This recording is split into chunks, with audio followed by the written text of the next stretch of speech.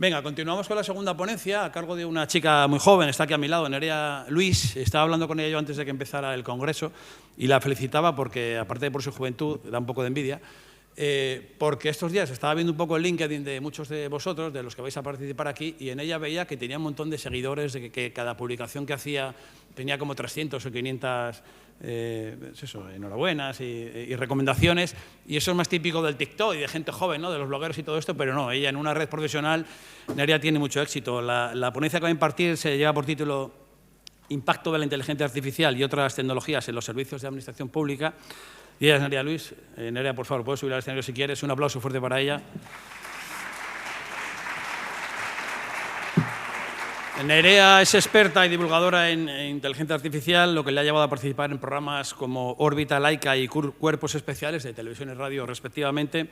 Ha dirigido equipos de IA en consultoría y ha trabajado también en proyectos de procesamiento de imágenes y de texto para grandes compañías, con lo cual yo creo que a ella no, lo de que haya vídeos y tal reales o no, seguro que no la engaña a nadie.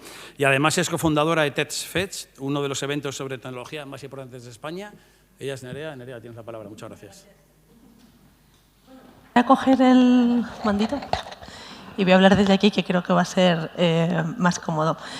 Bueno, en primer lugar, muchísimas gracias por invitarme. Es la segunda vez que estoy por aquí en Gijón en prácticamente un año y la verdad es que siempre el público, al menos que viene a este tipo de sesiones, siempre es muy agradecido. Entonces, efectivamente voy a hablar sobre inteligencia artificial. En mi caso, yo llevo unos 10 años dedicándome al mundo de la inteligencia artificial. Tuve una etapa más académica, más de investigación, y desde 2019, más o menos, pues, he estado sobre todo en el sector privado, ¿vale? Entre medias, a caballo entre investigación y empresa, siempre he hecho mucha divulgación alrededor de la inteligencia artificial, porque una de las cosas que yo ya detectaba hace bastantes años, ¿no? Antes de este boom de la inteligencia artificial que estamos viviendo ahora, era que mucha gente no entendía lo maravilloso que puede ser este campo, ¿no? Ni siquiera el cómo funciona la inteligencia artificial. Y sin embargo, sí que existían pues, muchas ferias de la ciencia, ¿no? Yo estoy segura de que todas y todos aquí habéis hecho experimentos vosotros o con vuestros hijos, pues ya sea de física, de química, de matemáticas, pero la tecnología ha estado siempre pues, muy alejada de la divulgación, ¿no? A la vez también es un área mucho más nueva. Y por eso en esta sesión lo que espero es contaros casos de uso, pero también quizá cosas en las que os tenéis que fijar si pensáis en implementar algún tipo de sistema basado en inteligencia artificial, o si queréis simplemente saber, oye, por dónde está yendo el campo y cómo puedo yo llegar a pensar algún día en aplicarlo, ¿no? a mi contexto local. Me gusta empezar siempre por las definiciones. Esto me viene sobre todo del gorro de investigadora, ¿no? Porque parece muy obvio y el anterior ponente, ¿no? Oriol, ha hablado bastante de inteligencia artificial, pero yo quería bajarlo un poquito más porque para mí hay una parte muy interesante que es la imagen que teníamos de inteligencia artificial, por ejemplo, hace 3-4 años, cuando yo daba ponencias de este estilo y preguntaba esto mismo. La gente pensaba en el coche fantástico, ¿no? En Terminator y cosas así, sobre todo muy inspiradas por la ciencia ficción, porque la inteligencia artificial ha estado siempre muy cerca del imaginario colectivo de la ciencia ficción y tiene que ver mucho con que el objetivo último de la inteligencia artificial o el por qué emerge este campo tiene que ver con esa respuesta que pongo ahí, porque lo que queríamos era como demostrar si con computación, es decir, con una capacidad de cómputo que nos puede dar un ordenador, ¿vale? Utilizando datos, utilizando esto que llamamos ahora algoritmos, ¿no? Si somos capaces de emular cosas quizá tan humanas, ¿no? O que nos hacían tan humanos o tan diferentes como el razonamiento o el comportamiento, ¿no? El cómo nos desenvolvemos, por ejemplo, ante la incertidumbre es una cosa que lo tenemos innato, el cómo aprendemos de la experiencia, pero a una máquina le cuesta, ¿no? Entonces, la inteligencia artificial surge por eso. ¿Qué es lo que pasa? Que para poder darle forma a todo esto desde los años 60, que se empieza a trabajar en inteligencia artificial, te das cuenta de que necesitas, por un lado, llegar al mundo físico, y esto lo hemos visto en algunos cacharrillos como los que os pongo aquí, ¿no? Hemos visto cómo los smartphones han empezado a incorporar inteligencia artificial. Si pensamos en los asistentes conversacionales, si pensamos en la robótica, ¿vale? O en el famoso coche autónomo que llegará. Entonces, más allá de esto, hay una parte muy interesante que es Vale, y si no tengo cuerpo físico, ¿qué pasa, no? Y eso es lo que ha sucedido sobre todo en los últimos 3-4 años, ¿no? Hemos vivido como un boom de inteligencia artificial, pero muy centrada en el software, muy centrada en el programa informático o en la web, inteligencias artificiales que viven directamente ya sobre Internet, ¿no? Y eso ha sido lo que ha hecho cambiar un poquito el imaginario colectivo, yo creo que también para bien, de todo el mundo alrededor de la inteligencia artificial. Porque si ahora preguntas, oye, dame un ejemplo de inteligencia artificial, mucha gente te dice ChatGPT. Y eso significa que es que algo se habrá hecho bien, ¿no? Vamos a discutirlo ahora. Lo primero que me gustaría contaros es que según en qué ámbito trabajéis, estoy segura de que la mayoría, casi todos tendréis mucho dato alrededor de los documentos, ¿vale? Pero la inteligencia artificial, para llegar a ser lo que ha sido hoy, ha tenido que empezar por cosas mucho más básicas, ¿no? La inteligencia artificial hasta no hace mucho, casi todo lo que se usaba eran fuentes de datos que llamamos tabulares, ¿no? Los Excel y todas estas cosas. ¿Por qué? Porque tenían una estructura muy marcada, porque sabíamos qué significaban las columnas, cómo son las filas, sabes cuál es el tipo de dato que esperas. La máquina, en general, con eso se comporta bastante bien, ¿vale? Es bastante sencillo hacer esa extrapolación, esa traducción para un ordenador, ¿vale? Si yo tengo un contexto de datos muy acotado. Pero ese contexto de datos carece a veces de otro tipo de conocimiento que no se encuentra ahí, que se encuentra de repente en imágenes, se encuentra en vídeo o se encuentra en documentos. Y esto, sobre todo a partir de las imágenes y el vídeo, es lo que sucede en el campo de la inteligencia artificial a partir de 2012-2013. ¿Vale? Cuando empezamos a hacer, cuando la computación empieza a ser mucho más extensa, es decir, cuando se empieza a hablar del famoso cloud, ¿no? De la nube y todo esto, eso también nos hace trabajar con sistemas más potentes, con lo cual nuestros algoritmos también pueden ir creciendo, pueden ir escalando, tener un tamaño mucho más grande y también por eso tener mayor complejidad y mayor facilidad de entender un dato de este estilo, ¿no?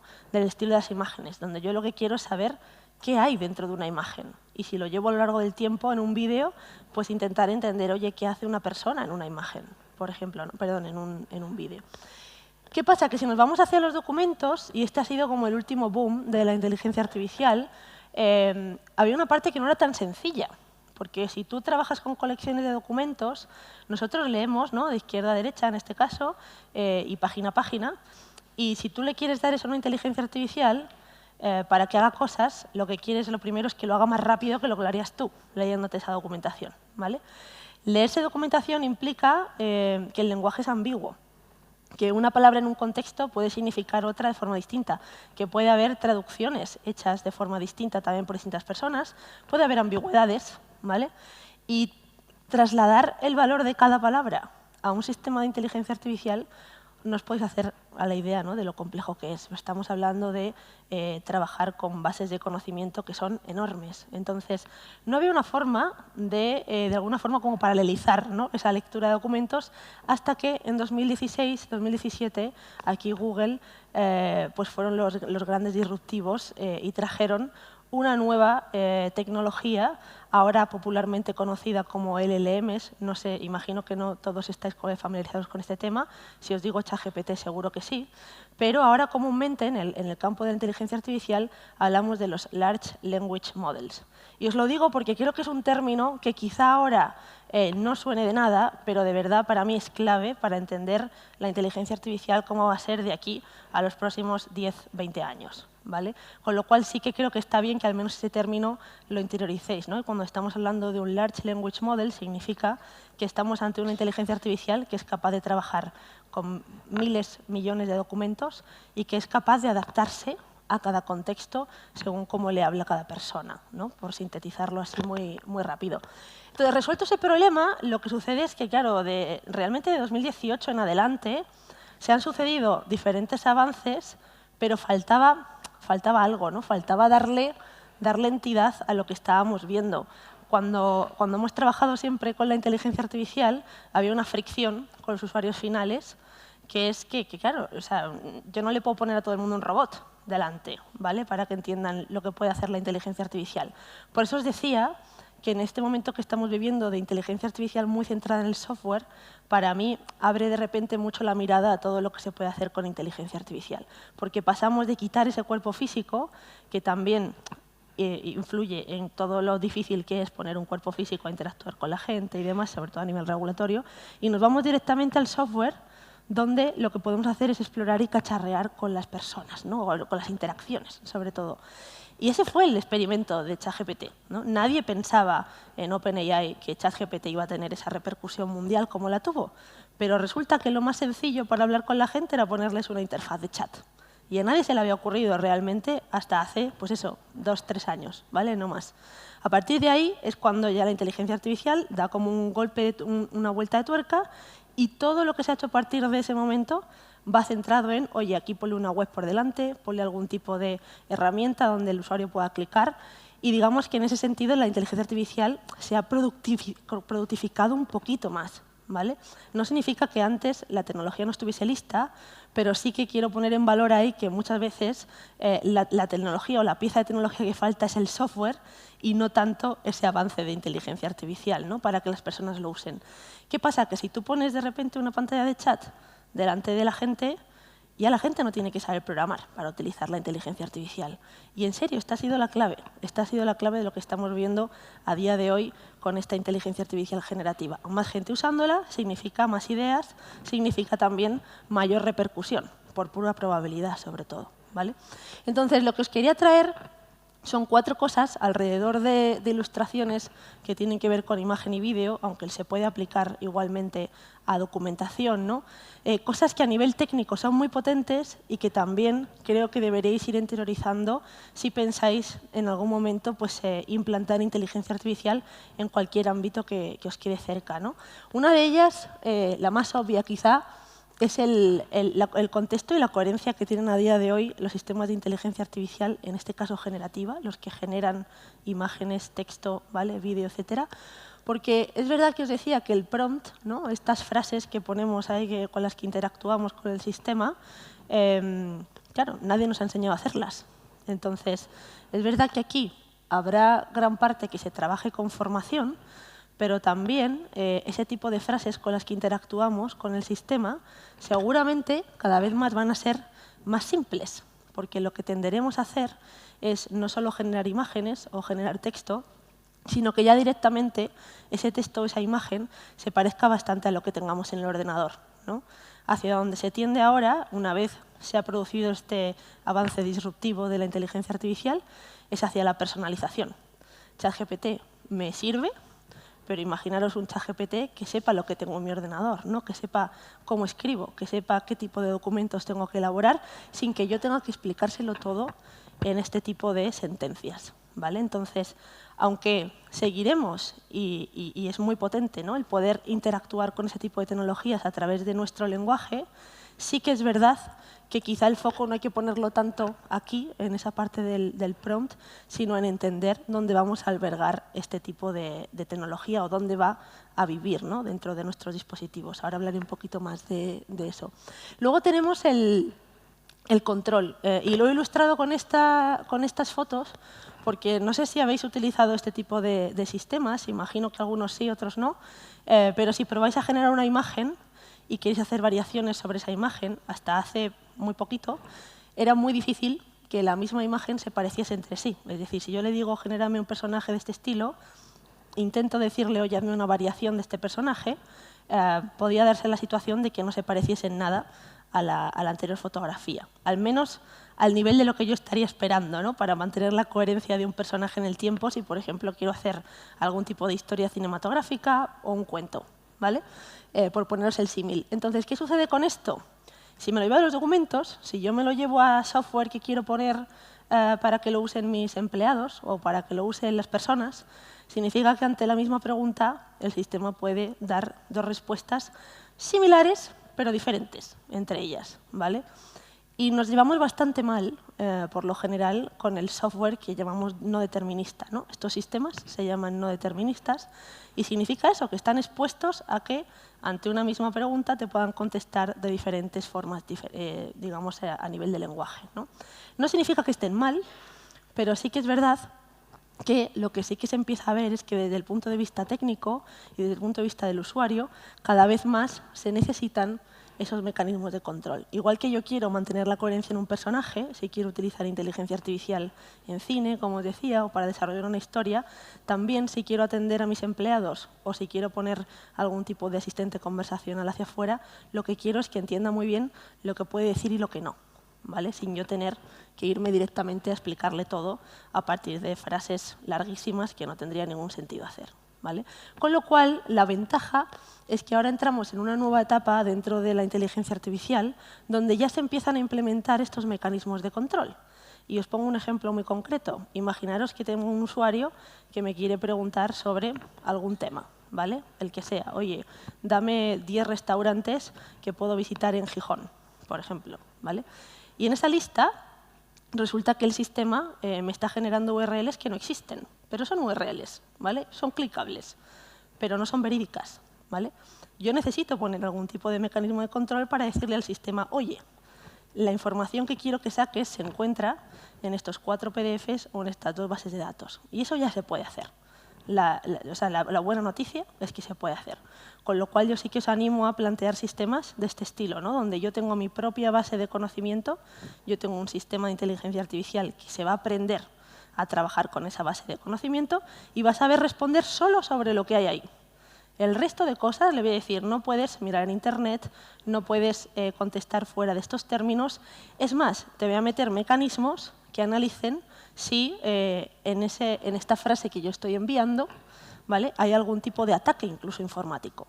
Porque esto de interactuar con el habla está muy bien, pero también significa que abrimos la puerta a que nos puedan enchufar por aquí algún tipo de ataque que no estamos esperando y que el sistema puede directamente entender y acceder a información donde no debería, ¿no?, dentro de nuestra base de conocimiento. Entonces, por sintetizar un poco lo que he dicho aquí, hay una parte que tiene que ver con el lenguaje, con esa parte de prompting, donde decía que cada vez más será más sencillo interactuar porque tenderemos más hacia la personalización, pero también, ojo, con esos mecanismos de control. Tenemos que aprender no solo la parte de prompting, no solo hablar con los sistemas, sino a también saber que empieza a haber directamente mecanismos, si queréis la palabra en inglés, se llaman guardrails, como barreras, no sé cómo decirlo en español, pero sí, como guardarraíles, ¿no?, sería una cosa así, que ya se empiezan a implementar para tratar de adaptar solamente al contexto que yo necesito para responder, ¿vale? Con lo cual no debemos temer tampoco, quiero decir, a esta tecnología que va llegando. Cada vez es verdad que tenemos mayor control sobre ella. ¿Qué es lo siguiente que pasa? Que si nos vamos ya a cosas más nuevas, a la propia generación de vídeo, por ejemplo, o estos GIFs que se hacen a partir de, en este caso es a partir de imágenes, en este caso es directamente a partir de una frase, ¿vale? Si yo le doy varias imágenes y le digo, genérame, por ejemplo, un plano 3D de esas imágenes, el sistema posiblemente es capaz de hacerlo, pero puede tener, esa animación podría tener incoherencias que tengan más que ver con el propio espacio físico que otra cosa, ¿vale? Y esto lo seguiremos viendo. Quiero decir, vamos a ver mucho efecto wow alrededor de estos avances. No sé si habéis visto esta semana, pero ha habido avances un montón, tanto de OpenAI como de Google y demás. Si no, luego en el café, si os interesa algunos, los puedo contar. Pero ya cuando OpenAI sacó Sora, que es este generador de vídeos de 60 segundos de vídeos, ya prometía cosas de este estilo, ¿vale? Son perros jugando en la nieve. Realmente lo sorprendente de esto no es tanto la animación, sino la coherencia que hay en tanto en cuanto los perros, bueno, en un fragmento más largo se chocan, la nieve salta y todo ese salto de la nieve, el cómo se va posando y demás, es coherente con la física de ese tipo de elementos, ¿no? Todo eso lo está aprendiendo el sistema. Yo no le estoy diciendo cómo tiene que caer la nieve, ni le estoy diciendo cómo son los cachorritos de según qué raza, ¿no? Entonces, hay una parte muy buena de estos sistemas que son especialmente buenos en entender todo ese contexto y, sobre todo, si queremos reflejarlo en forma de imagen, mostrarlo, pero luego en nuestro día a día está el analizar la coherencia de todo esto. Igual necesita postproducción, si quiero enseñarlo en algún tipo de evento o en algún tipo de film cinematográfico, lo que sea, ¿vale? Es decir, no eliminemos tan rápido al humano de todos estos puntos. Entonces, mi charla hay un concepto que a mí me gusta contar, sobre todo en las charlas de este último año, que tiene que ver con los copilotos, porque ha salido mucho la palabra copilot, no sé si la habéis escuchado, pero en el mundillo técnico ahora de repente todo el mundo habla de copilot, copilotos y demás, y tiene que ver con que la gente lista de Microsoft le puso un nombre. Dijo, oye, igual no hay que hablar tanto de ChatGPT, ¿no? Aunque ellos han comprado bastante porcentaje de OpenAI, realmente lo que les interesaba era tener como su propia marca. Y entonces fueron como los primeros que se quedaron con la marca Copilot, ¿vale? Y ahora todo el mundo habla de los copilotos. Y tiene que ver con ese concepto de cómo se va a traducir la inteligencia artificial en nuestro día a día. Tiene que ver con que la inteligencia artificial, lo comentaba antes Oriol, es buena para una parte de nuestro trabajo, pero no te va a resolver tu trabajo entero, ¿no? Entonces, ¿dónde, cómo se va a materializar este tipo de inteligencia artificial y por qué hablamos de copilotos? Porque a día de hoy lo que estamos viendo, y vuelvo al auge del software, ¿no? Huyendo un poco de esa imagen de la robótica, Terminator y tal, la mayoría de vosotros, ¿cómo vais a ver traducido la inteligencia artificial? Es en este tipo de interfaces. Quiero decir, aquí arriba está el nuevo Microsoft Word. El nuevo Microsoft Word lo que te saca es una ventanita encima de tu documento. Si usáis Google Docs, igual, lo van a sacar ahora dentro de nada, donde te sale una frase. Oye, ¿con qué quieres empezar este documento? Esto es como lo de, oye, quieres seleccionar una plantilla que ya existe, ¿no? Pero mucho más potente. Romper un poco ese síndrome de la hoja en blanco, ¿vale? Entonces, nos vamos a acostumbrar a hacer esto. No solo a decirle la frase, que aquí dice como redáctame como una propuesta, ¿no?, de las notas que tomé ayer de la reunión, sino que directamente le redirige al archivo concreto de la reunión.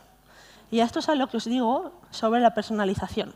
Es decir, ya no es yo yéndome a una web diciéndole a ChatGPT, oye, genérame un borrador de no sé qué con estas 4 ideas, sino que directamente yo le doy un archivo, el propio sistema convive dentro de mi ordenador o de alguna forma con el servicio de Microsoft yo le doy acceso y entonces aquí, directamente en mi Word, yo tengo la respuesta, ¿vale? Hacia esto es a lo que vamos. Y esta tecnología está lista. No es una cosa de usar dentro de 2 años, no, esto ya está, ¿vale? Y se está abriendo poco a poco a todas las organizaciones. ¿Dónde lo vamos a ver también más? En todo lo que es generación de imagen. Esto es Adobe Firefly, la nueva versión de Adobe, sobre todo muy enfocada a la IA generativa, ¿vale? Donde directamente han implementado en formato web incluso este tipo de sistemas, ¿vale? En este caso el prompt lo tenemos aquí abajo y aquí tenemos las distintas opciones que nos da de generación de imagen y luego por aquí tengo los mecanismos de control de los que os hablaba. Oye, pues quiero que la imagen tenga este tamaño. Oye, manténme la coherencia con, oye, la que más me gusta es este estilo. O añádele algo por encima. O ponla en el atardecer, ¿vale? Ese tipo de cosas que antes pues, tardábamos más en hacerlas, ahora directamente, tanto en la generación de imágenes como en la edición, como en ayudarnos a editar imágenes que ya tenemos, también lo vamos a poder ver, ¿no? Si tenéis compañeros o gente cercana que se dedique a la informática, este mismo concepto se ha introducido en los propios digamos, programas de desarrollo de código, ¿vale? En este caso, esta barra de chat o esta que salía aquí abajo la tenemos a la derecha, ¿vale? Entonces, ahí el programador lo que va a hacer es interactuar con el sistema y las consultas que igual hacía en Google, pues directamente se las va a llevar aquí a la derecha, ¿no? Y aquí tenemos lo nuevo que se ha presentado, que os lo he traído porque creo que es muy ilustrativo de algún caso de uso que podáis tener. Esto se ha presentado el lunes. No sé cuántos habéis visto, igual en las noticias o algo así, algo sobre GPT-4o. Si me levantáis la mano, por saber un poco, vale, más o menos la mitad. ¿Qué es lo que pasa con todo esto y por qué he traído este ejemplo? Hay un momento ahora en el que si cada vez más interactuamos con nuestro propio lenguaje, también lo natural sería el irnos a interfaces donde lo que hacemos es hablar directamente y no escribir en el teclado, ¿vale? Entonces sí que se comenta bastante y parece que va a llegar, esto sobre todo alrededor del verano, que directamente vamos a poder tener asistentes, en este caso este es GPT-4o, ¿vale? El nuevo avance de OpenAI, que directamente mejora, o sea, la gran mejora no es el propio modelo, sino la rapidez con la que te responde, ¿vale? No estamos hablando de precisión, estamos hablando de rapidez con la que te responde, y luego la pura interacción de la conversación. Si yo tengo una conversación con vosotros, lo más normal es que me preguntéis, me paréis, me interrumpáis, ¿vale? Ese tipo de intercambios no se podían hacer hasta el día de hoy con los asistentes conversacionales. Siempre tenías como que esperarte a que terminasen de hablar para volver a preguntarles, ¿no? Eso se rompe a día de hoy. Tenemos un sistema que se puede integrar tanto en videollamadas, que se puede integrar en tu ordenador directamente con una aplicación de escritorio, con el que tú directamente puedes hablar mientras haces tu trabajo, ¿vale? Entonces, este concepto para mí es el que verdaderamente va a cambiar a nivel individual nuestro propio trabajo, ¿vale? A nivel organización necesitaremos más cosas, pero a nivel individual hacia aquí es hacia lo que vamos, ¿no? Entonces, ¿cómo se plantea esto? Pues esta aplicación de escritorio va a salir en las próximas semanas, se empezará a adoptar poco a poco a nivel individual y se rumorea, pero estos son rumores, que hay un acuerdo entre OpenAI y Apple para integrarlo con los dispositivos seguramente a partir del verano que tengan Siri, pero estos son rumores, ¿vale? Os lo digo porque pensad en la magnitud de acuerdos de que siempre digamos una startup, ¿no? En este caso OpenAI, busca alianzas con empresas grandes que ya tienen los dispositivos y el software instalados en los dispositivos de las personas, ¿no? Ya sean ordenadores o smartphone. Os animo de todas formas a buscar en Internet las demos que enseñaron de GPT-4o, porque son todas en directo y son todas reales, ¿vale?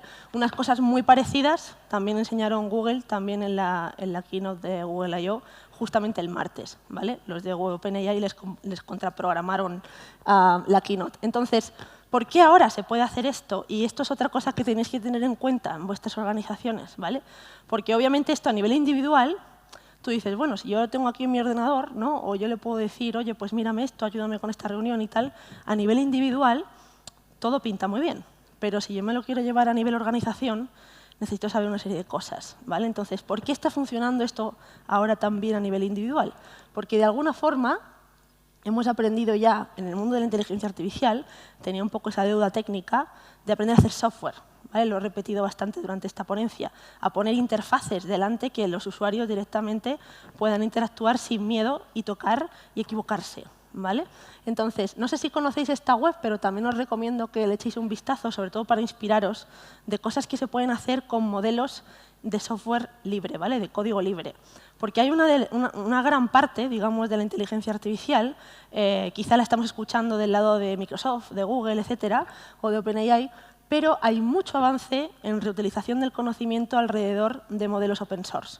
Y esto significa que son modelos más pequeñitos, más manejables, donde voy a tener transparencia 100% de cómo han sido entrenados, o incluso yo se los puedo dar a mi equipo técnico y decirles, oye, pues reentrenarlos con este conjunto de documentos específico, y yo lo voy a poder también desplegar en mis organizaciones. ¿Tiene sentido esto para todos los casos de uso? Seguramente no. Pero para algunos más concretos, donde no necesite tanta potencia de cálculo, seguramente sí, ¿vale? Entonces, este es uno, el aprender a reutilizar conocimiento. Hay otro que tiene que ver con cómo de preparadas están nuestras infraestructuras. Estamos viendo grandes avances porque todo está funcionando desde la nube de otros, ¿vale? No desde nuestra propia infraestructura. Entonces, cuidado con esto también. Si yo tengo que enviar datos a un servidor que ahora mismo está en Estados Unidos, pues cuidado con según qué datos, ¿vale? Yo voy a permitir que tengan acceso a mi ordenador, por ejemplo, para hacer según qué cosas, pero habrá que ver qué tipo de datos en materia de GDPR pues son legales o no. ¿Cuál es el movimiento que estamos viendo de los grandes vendors, digamos, de cloud, de nube? Que casi todos están abriendo, si no tenían ya, instancias de este tipo de modelos en Europa, ¿vale? También por el tema regulatorio, porque saben que van a llegar más cosas, ¿vale? Entonces, no solamente a nivel cómputo, digamos, de nube, sino también pensad a nivel ciudad, porque aquí he visto también que hay obviamente hay mucha administración pública que también revertirá en el ciudadano, ¿no? de a pie. Entonces, hay mucha parte de sensórica que se irá también integrando en las ciudades para que yo pueda tomar de algún tipo decisiones en tiempo real. Un ejemplo son las zonas de bajas emisiones, quiero decir que no nos tenemos que ir a un escenario futuro, ¿vale? Pero pensad en los coches autónomos, igual, pues vamos a ver mucha sensórica alrededor de las carreteras, cámaras, etcétera, que se irán colocando y que nos iremos familiarizando con ello. Y seguramente será algo que los ciudadanos ni siquiera perciban, pero sí que de alguna forma en sus vehículos pues lo vayan notando, ¿no? Toda esta incorporación de sistemas, eso todavía un poquito más en adelante, ¿no?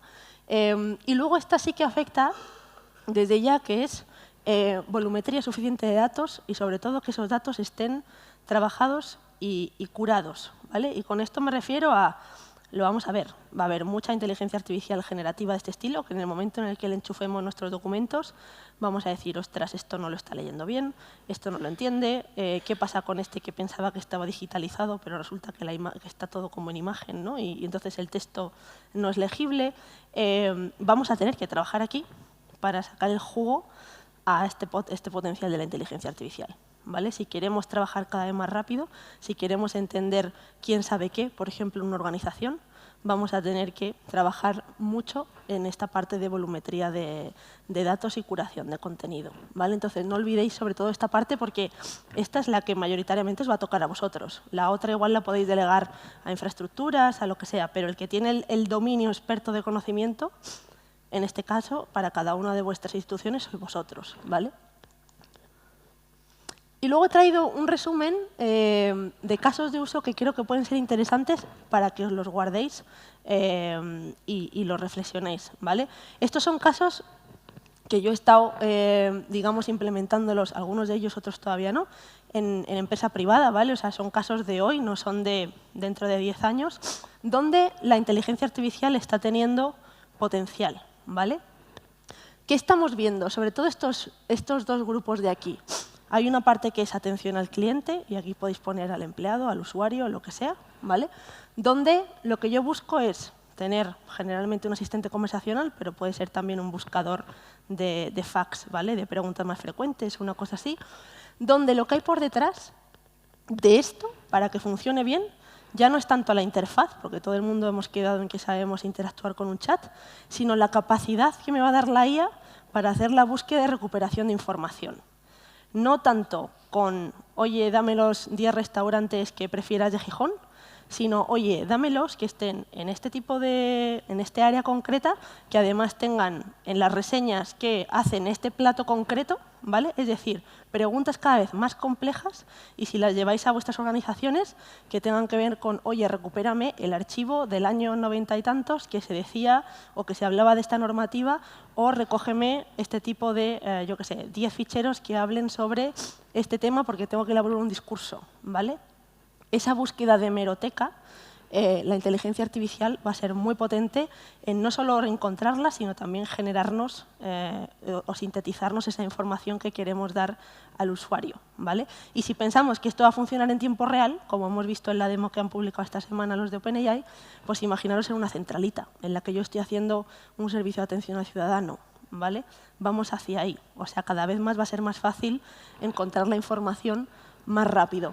Y el otro gran caso de uso, y esto sí que he visto ya mucho piloto que se ha ido desplegando y demás, incluso en bancos y demás, que igual tienen mayor regulación, sobre todo interna, tiene que ver con cómo utilizamos, digamos, procesos que hasta ahora pues, pasaban por diferentes manos y tratamos de automatizar, no todo, pero igual parte, ¿vale?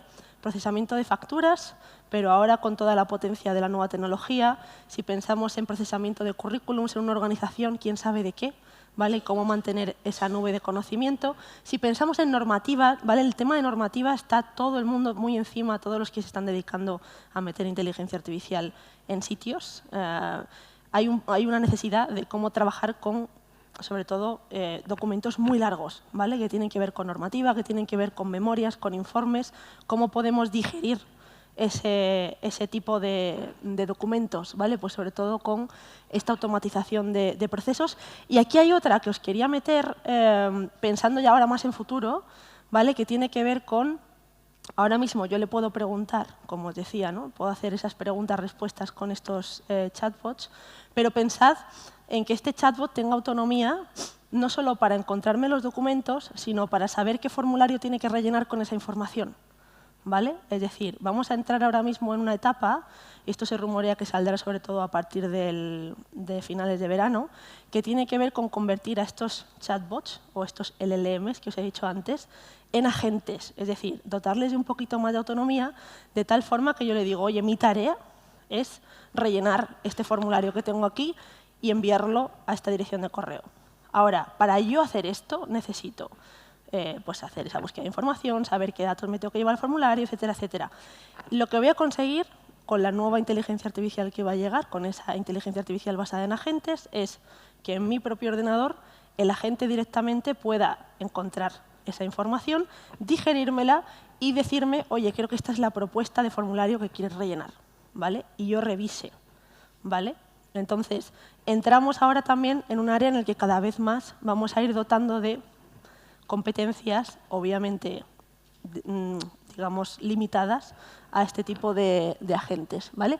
Y las últimas tienen que ver ya con cosas que os he comentado. Quizá la de voz del cliente es parecida a la de atención al usuario, ¿vale? Pero más hacia afuera, más el entender, oye, qué dicen las reseñas, qué dice la gente de mi producto, etcétera, etcétera, o qué dice, de qué se queja la gente en una ciudad, por ejemplo. Y aquí tiene que ver ya con la personalización, que es lo que os he comentado, que tenía mucho que ver con, oye, menos prompting, ¿no? Menos interactuar por voz o por texto, sobre todo en conversaciones largas, y más ir directamente a personalizarle al usuario final la experiencia para que con dos interacciones pues, consiga, digamos, ejecutar lo que quiere. Por último, a nivel de organizaciones, ¿vale? Tened en cuenta que todo esto va a ir teniendo penetración poco a poco, de forma progresiva, pero cuanto más nos acerquemos a los órganos de dirección, más situaciones complejas se van a dar, con lo cual la penetración de esta tecnología va a ir más lenta, ¿vale? Va a ser menor. Donde va a tener mucho impacto es en departamentos, sobre todo, que lidien día a día con muchísima documentación, como decía, con mucha búsqueda, sintetización, etcétera, etcétera. Con lo cual, también aquí, tranquilos, ¿no? Y luego os he dejado por aquí, sintetizado de las cosas que he ido hablando, ¿vale? Una lista alrededor de, como decía, el bloque de búsqueda y el bloque de automatización, para que lo tengáis ahí un poco sintetizado. En algunas no he entrado, en otras la mayoría sí, porque tengáis ideas sobre todo concretas de dónde se ha ido pues, aplicando este tipo de inteligencia artificial. Como os digo, casi todo todavía en formato piloto. No penséis que de repente todo el mundo se ha puesto a probar esto en producción a lo loco con gente. O sea, todo el mundo está como sintiendo que va tarde, pero cuidado que esto seguirá su curso, ¿vale? Poquito a poco. Y lo último que quería comentar tenía que ver con tendencias, ¿vale? La parte de limitaciones me la voy a saltar porque creo que vamos a ir un poco tarde con la hora, y además lo ha comentado Oriol, que tenía que ver con la regulación, ¿no? Con toda esa regulación que va a llegar alrededor de la inteligencia artificial y cómo se van a catalogar los casos de uso. Pero sí que me interesa incidir en esto, ¿no? Pensemos en esos LLMs, esos Large Language Models. Si os podéis llevar una palabra clave de la frase, tiene que ser esa. Los Large Language Models, donde a partir de ahora se les va a ir dotando de mayor autonomía, ¿vale? Y esto es el futuro cercano, digamos.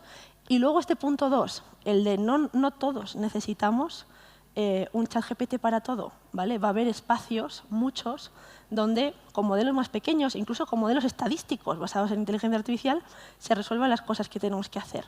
Ahora bien, nuestra labor es entender, o vuestra labor junto con los técnicos que tengáis a vuestro lado, es entender qué tipo de modelo puedo utilizar mejor para según qué caso de uso, ¿vale? Y en eso estamos, obviamente, trabajando muchísima gente. Pero pensad en que estos modelos más pequeños os los puede traer directamente el código libre.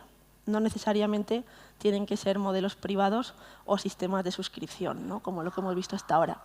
El punto 3 realmente tiene poco que explicar. Se está hablando mucho de generación musical y de vídeo y parece que va a ser como el siguiente boom a nivel mediático.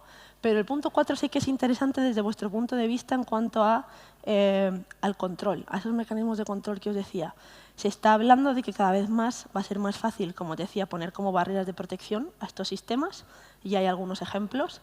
Pero a nivel de propiedad intelectual, se está hablando también de cómo empezar a implementar mecanismos de, sobre todo, opt-out y opt-in, que son dos palabras que diréis que esto qué significa, pero es el, oye, no me importa que mis documentos o parte de mis documentos formen parte del entrenamiento de una inteligencia artificial, o no, yo no quiero que mis obras de arte, mis textos, lo que sea, formen parte del entrenamiento de una inteligencia artificial, ¿vale? Cada vez más será más sencillo, también obviamente por temas regulatorios y por la propia madurez del campo, trabajar desde el punto de vista del usuario este tipo de temas. Todavía queda, pero se están haciendo cositas. Y por último, para mí tiene mucho que ver casi con la conclusión de la charla, ¿no? Mayor calidad en el resultado del trabajo, gracias a la IA. Están hablando de la era como de aumentar ahora las capacidades, es decir, coger la inteligencia artificial y decir, oye, como tienes tu software ahora vitaminado, ¿no?, con inteligencia artificial, se supone que tu trabajo también debería tener, puede ser, mayor calidad si se hace de forma conjunta, ¿vale? Humano con máquina, no uno reemplazando al otro. Con lo cual es posible que veamos también efectos de esto, sobre todo en gente que no sabe todavía de una disciplina, si entras nuevo a un puesto de trabajo o si es tu primer trabajo o cosas así, veremos una progresión seguramente mucho más rápida gracias a la inteligencia artificial aplicada al trabajo de esa persona. Y por último, mayor avance científico gracias a la IA. Y esto creo que es muy importante, el no perder el foco de que detrás de todo esto hay una disciplina científica que sigue evolucionando y que el mundo, por ejemplo, de la medicina, de la salud, pero también el mundo legal, ¿vale?, el mundo de la educación, se va a ver, yo soy firme defensora de que se va a ver muy beneficiado por todos los avances de la inteligencia artificial. Y si no tenéis ninguna referencia cercana, echad un vistazo en las noticias a AlphaFold 3, que es el último modelo que ha anunciado la gente de Google, que va a cambiar completamente pues, la forma en la que estudiamos, por ejemplo, el desarrollo de enfermedades, ¿no?, en nuestro cuerpo gracias a la genética. Entonces, empezamos también a beneficiarnos de este tipo de avances. Y la clave, obviamente, es cuánto, ¿no?, y quién colabora en ellos y, sobre todo, como decía Oriol, la mirada que le ponemos a todos esos avances. Eso sería mi conclusión. Espero que os haya gustado. Y ahora sí, vamos a disfrutar del café. Muchas gracias. Muchas gracias. Gracias, Nerea, por compartir con nosotros parte del mucho conocimiento que tienes sobre la materia.